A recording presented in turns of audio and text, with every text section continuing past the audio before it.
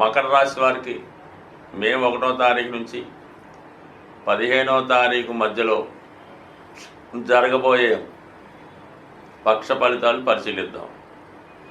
మరి మకర రాశి వారికి ఈ వారంలో ఈ పక్షంలో ప్రధానంగా రవిగ్రహం అష్టమాధిపతిగా చతుర్థ స్థాన సంచారం. ఇంచుమించుగా ఈ పక్షం అంతా కూడా ఈ సంచార ప్రభావం జాతకుడికి స్థల మార్పు ఇండికేట్ చేస్తుంది.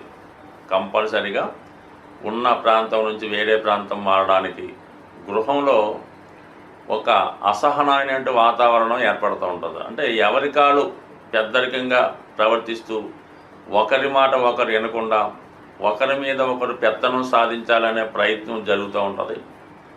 అలాగే విద్యార్థులు వారి యొక్క చదువు కొరకు ఏదైనా హాస్టల్లో ఉండి చదువుకోవాల్సి ఉంటుంది. ఉద్యోగస్తులు ఎవరైనా ఉంటే అది వేరే ఊర్లో ఏదో రూమ్లోనో హాస్టల్లో ఉండి వారి ఉద్యోగ బాధ్యతలు నిర్వహించవలసి ఉంటుంది. అంటే కుటుంబ సభ్యులు కొద్దిగా స్ప్లిట్ అయ్యే అవకాశం ఉన్నది. అలాగే కుజుడు సప్తమ స్థానంలో సంచరిస్తున్నాడు. ఇది భార్యాభర్తల మధ్య ఎడబాటుకి కారణమవుతూ ఉంటుంది. ఏదో ఒక కారణం వల్ల ఇబ్బంది కలగవచ్చు. ముఖ్యంగా ఏంటంటే స్త్రీ జాతకం అయితే సప్తమంలో కుజుడు నీచపడి ఉండడం వల్ల భర్త గారి యొక్క ప్రవర్తన, వారి యొక్క ఆలోచన, అలవాట్లు మీకు ఏదో కొద్దిగా అనుమానం రేకెత్తించే విధంగా ఉంటుంది. అంటే వాళ్ళు ఏదన్నా మన దగ్గర దాస్తున్నారా, ఏమైనా హెల్త్ ప్రాబ్లం ఉందా, ఆర్థిక పరంగా ఏమైనా బాగా ఇబ్బందులు పడుతున్నారా అన్న అనుమానం వచ్చే అవకాశం ఉంటుంది.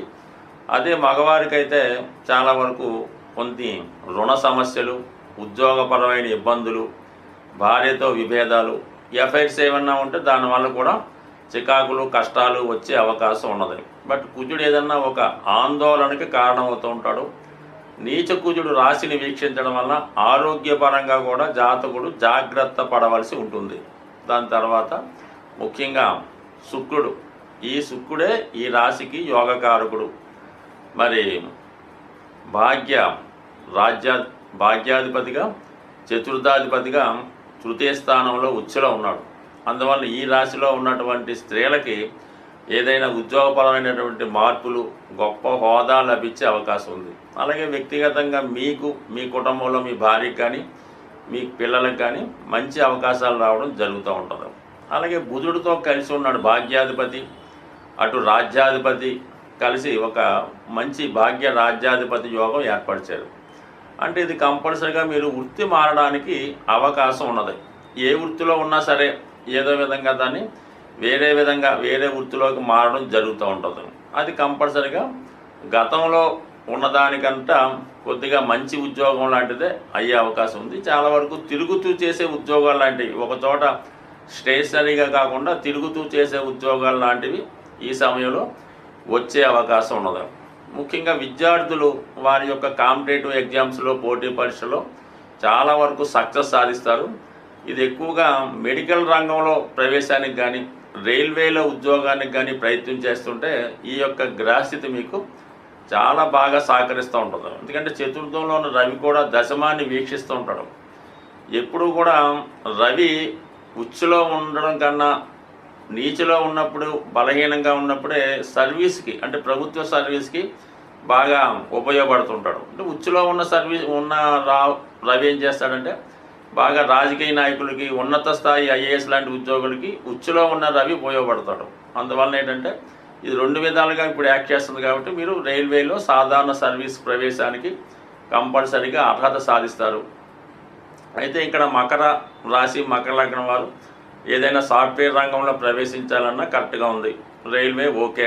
సినిమా సంబంధించింది ఏదైనా ఇప్పుడంతా మీడియా యుగం నడుస్తుంది కాబట్టి అటు సినిమా ప్రపంచం అవ్వచ్చు, టీవీ అవ్వచ్చు, మీకు మీరే ఒక యూట్యూబ్ అవ్వచ్చు, లేదంటే ఒక న్యూస్ యాంకర్ అవ్వచ్చు, న్యూస్ రీడర్ అవ్వచ్చు. ఈ విధంగా కమ్యూనికేషన్స్ ద్వారా ఎక్కువ ఇప్పుడు మీకు అవకాశాలు ఉన్నాయి. కాబట్టి దానికి సంబంధించినటువంటి వ్యవహారాల్లో ఏదైనా కొత్తగా మీరు స్థాపించుకున్నా, లేదంటే ఎవరి దగ్గరన్నా ఒక సహాయకుడిగా, అసిస్టెంట్గా చేరి మీరు మీ యొక్క వృత్తిని ప్రారంభించి అంచెలంచెలుగా వెదగడానికి కూడా అవకాశం ఉన్నది. ఈ సమయంలో మీకు ఒక కొత్త పరిచయాలు, కొత్త స్నేహాలు కూడా ఏర్పడే అవకాశం ఉంది. అంటే బాగా ప్రావీణ్యం ఉన్నటువంటి, బాగా ఎక్స్పర్ట్ అయినటువంటి వాళ్ళు మీకు తారసపడడం వల్ల వారి యొక్క గైడెన్స్తో మీ యొక్క ఉద్యోగాన్ని మీ యొక్క విద్యను ఇంకా ఇంప్రూవ్ చేసుకొని ఇంకా డెవలప్మెంట్ అవ్వడానికి కారణమవుతూ ఉండదు.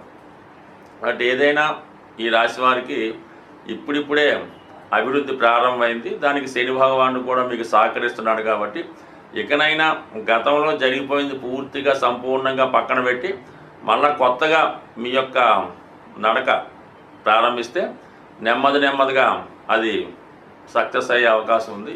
స్వస్తి. సాధారణంగా మనం ఇప్పుడు రాసులు, గ్రహాలు, నక్షత్రాల ఆధారంగా ఈ గోచార ఫలితాలు మాత్రమే చెప్పడం జరుగుతుంది 12 రాశుల వారికి కూడా. అంటే ఒకే రాశిలో కొన్ని కోట్ల మంది ఉండడం జరుగుతూ ఉంటుంది. అందరికీ ఒకేలాగన్నది ఎప్పుడూ కూడా ఉండదు. మనం ఇప్పుడు చెప్పిన ఫలితాలు కొన్ని పాజిటివ్ ఉండొచ్చు, కొన్ని నెగిటివ్ ఉండొచ్చు. అయితే ఏంటంటే మీ యొక్క జన్మ జాతకంలో ఆ జన్మ పత్రికలో మీకు ఏదైతే రాసి పెట్టి ఉందో అది మాత్రమే గోచార రీత్యా ఆ ఫలితాన్ని మీరు అనుభవించేలాగా ఈ గ్రహాలు చేయడం జరుగుతూ ఉంటుంది. జాతకంలో లేనిది మనం ఎంత ప్రయత్నం చేసినా గురువు ఎక్కడికి వచ్చినా కూడా జాతకంలో ఉంటేనే ఆ ఫలితం జరుగుతుంది. ముఖ్యంగా సంతానం, వివాహం ఈ రెండు కూడా పూర్వజన్మ సుకృతం బట్టి, పూర్వజన్మ ఫలితం బట్టి ఆధారపడి ఉంటుంది. అందువలన గురువు 5లోకి వచ్చాడంటే సంతానం కలుగుతుంది, మీరు చెప్పారు కలగలేదు. సప్తమంలో గురువు వచ్చాడు, వివాహం వద్దన్నారు, అవ్వలేదు అంటే కుదరదు. ఎందుకంటే మీ జన్మపత్రికలో మీరు పుట్టినప్పుడు ఆ బ్రహ్మదేవుడు మీ జీవితంలో వివాహం రాసిపెట్టి ఉంటే వివాహం జరుగుతుంది, సంతానం రాసిపెట్టి ఉంటే సంతానం జరుగుతుంది. ఈ రెండు లేకుండా జరగలేదంటే కాదు. అందుకని మీరు మీ యొక్క జాతకాన్ని ఇంకా క్షుణ్ణంగా డీటెయిల్గా తెలుసుకోవాలంటే మీరు మీ యొక్క డేట్ ఆఫ్ బర్త్ టైం ఉంటే మీకు తెలిసినటువంటి జ్యోతిష్కుడు, అంటే ముఖ్యంగా ఎప్పుడు కూడా మీ కుటుంబం ఒక ఫ్యామిలీ లాగా, ఒక ఫ్యామిలీకి ఎలాగ డాక్టర్ ఉంటాడో ఒక ఫ్యామిలీ జ్యోతిష్కుడు ఉంటే వారి దగ్గర చూపించుకుంటే మీకు ఇంకా మంచి ఫలితాలు క్లారిటీగా రావడం జరుగుతూ ఉంటుంది. అంటే మీ యొక్క జన్మజాతకం కేవలం మీ బట్టే కాకుండా మీ భార్య, మీ తల్లిదండ్రులు, మీ తోడబుట్టినవారు, మీ యొక్క సంతానాన్ని బట్టి కూడా మీ జాతకంలో ఉన్నటువంటి గ్రహస్థితులు అప్పటికప్పుడు కొన్ని ప్లస్ మైనస్ కూడా ఇస్తుంటాయి. కాబట్టి మీ యొక్క జన్మజాతకాన్ని పూర్తిగా తెలుసున్న మంచి జ్యోతిష్కుడి దగ్గర చూపించుకొని ఆ విధంగా మీరు ఫలితాలను తెలుసుకుంటే మీ జీవితంలో ఉన్నటువంటి సమస్యలు పరిష్కారం అయ్యే అవకాశం ఉన్నది.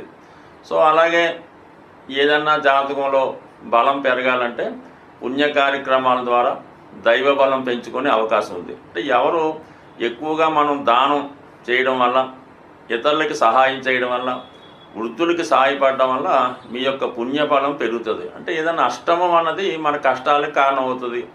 మనం చేసే ధర్మాల ద్వారా, డొనేషన్స్ ద్వారా కంపల్సరీగా మీ యొక్క అదృష్టం పెరుగుతూ ఉంటుంది.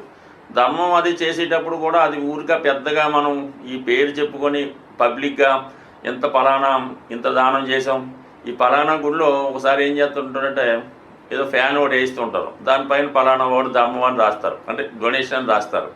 అలా చేయడం వల్ల ఇంకా ఎక్కువ పాపం కలిగే అవకాశం ఉంది. భగవంతుడు మనకి ఇచ్చాడు, భగవంతుడే మన ద్వారా చేయించుకుంటాడు, కానీ మనం భగవంతుడికి ఇవ్వడం అనేది ఎక్కడన్నా ఆశ్చర్యపదం. కాబట్టి అటువంటి ప్రయత్నాలు చేయకుండా సాధ్యమైనంత వరకు మీ యొక్క తాహతను బట్టి, మీ యొక్క స్థాయిని బట్టి కూడా ధర్మం చేయవలసి ఉంటుంది. లేనివాడు ₹1 ధర్మం చేసినా అది అతడి ఖాతాలో ధర్మ ఫలితం కలుగుతుంది. అయితే ఉన్నవాడు వాడి స్థాయిని బట్టి వాడు కూడా ₹1 చేస్తే వాడికి పెద్దగా ఫలితం రాదు, దానివల్ల ఉపయోగం కూడా లేదు. కాబట్టి ఏదన్నా ఒక పని చేసినప్పుడు అది అవతల వాడికి ఉపయోగం ఉండాలి, అది మీ యొక్క స్థాయికి తగ్గట్టుగా ఉండడం జరుగుతుంది. అందుకే మొత్తం మీద ఎక్కువ ధర్మ కార్యక్రమాలు చేయడం వల్ల కంప్లీట్గా మీ యొక్క దోషాలు పరిహారం అవుతాయి. అలాగే మూగజీవులకు కూడా సాధ్యమైనంత వరకు సేవ చేయడం అన్నది మంచిది. స్వస్తి.